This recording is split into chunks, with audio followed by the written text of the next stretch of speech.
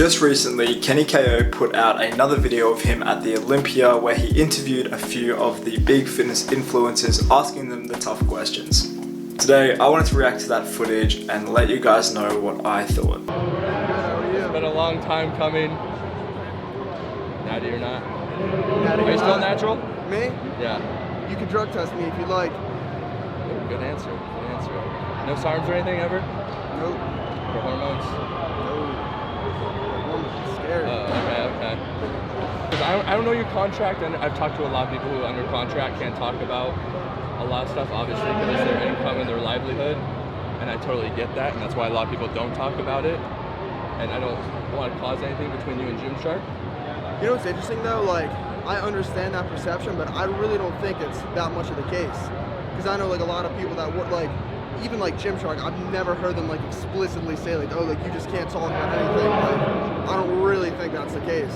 Like, I mean, I'm sure it is to some degree though. I mean, I've heard of them dropping people though over it.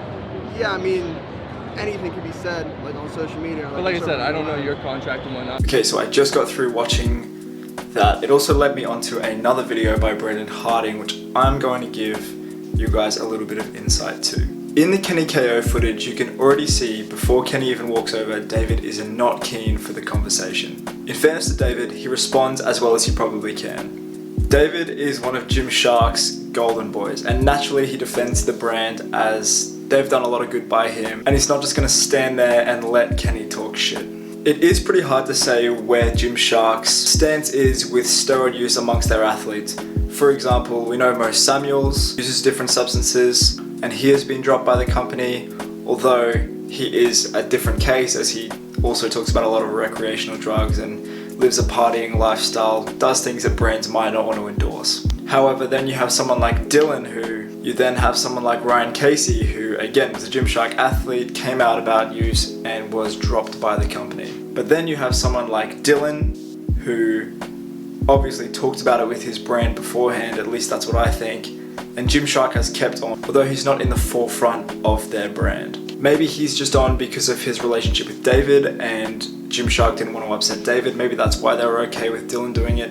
Like David said, it's really easy to speculate, but it's hard to know exactly where Gymshark stand. At the end of the day, David is pretty closed off and it's really hard to take anything from this footage. Now we move on to Brandon's video. Next we have David Lade. He is 21, 6'2", and from the USA. I have quite a mixed opinion on David Lade. I've never met the guy before. I think he seems like a really down-to-earth, nice guy. Like, I'm a fan of his content, I'm a fan of his videos, and I think he has a great physique. But if you've been following David Lade very closely over the past couple of years, you will realize that last year, I don't know if it's because he just started to diet down and obviously his muscles just became more visible because his body fat was lower, but there was a point last year, like, he started to PR literally all the time. There was a picture taken with him and Ryan Terry in the gym changing rooms, and David Lade at this point that I'm referencing literally makes Ryan Terry look like a bitch. He's making Ryan Terry look like half a man, and David Lade just stood there. And like I said, at the same time, he started getting really strong. He started to get really freaky. His shoulders started to cap a lot more. There was a lot more striations in his chest and his delts, and these proportions online could all be just down to someone dieting, because obviously when you diet, your waistline becomes slimmer. Obviously the rest of your body parts start to look a little bit more freaky, so it could be down to that. But I know for a fact that a lot of his friends have also come out about the use of SARMs before, and they're all like in this little circle together, so there is no reason why I don't think he wouldn't have tried it. Like, I definitely think it would be in his interest to have tried at least SARMs. Overall opinion on David Lade, I think he could be natural, but I also think that he may have taken SARMs like maybe once or twice, but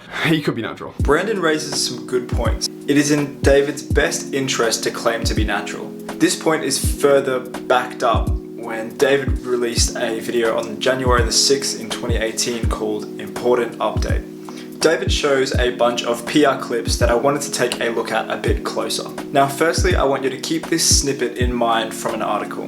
The Journal of the Royal Society of Sports Medicine did a mass research review looking at gym members across America. They estimated that somewhere between 15 and 30% of males have used anabolic steroids. Keeping this in mind, I then punched David's numbers into a fantastic website called strengthlevels.com. This website is a fantastic tool that compares your lifting data to everyone else who has used their website, which for most conventional lifts is more than 1 million inputs. You can then narrow this further by going by your age range and your weight. David's bench puts him in the top 2% of lifters. David's squat puts him in the top 7% of lifters. And finally, David's sumo deadlift puts him in the top 1% of lifters. Assuming that the RSSM's lowest estimate of steroid users was cut in half, David is still outlifting the majority of steroid users. I'm gonna leave it at that.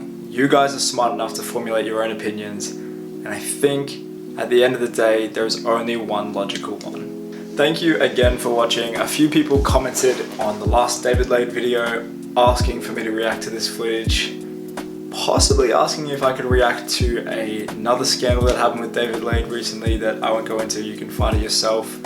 I think it actually probably got removed, which makes complete sense. But yeah, check it out if you want. If that was the footage that you were talking about, guys, I'm sorry. But hopefully this provided another good video and some good valid insight into David Lade's natural status.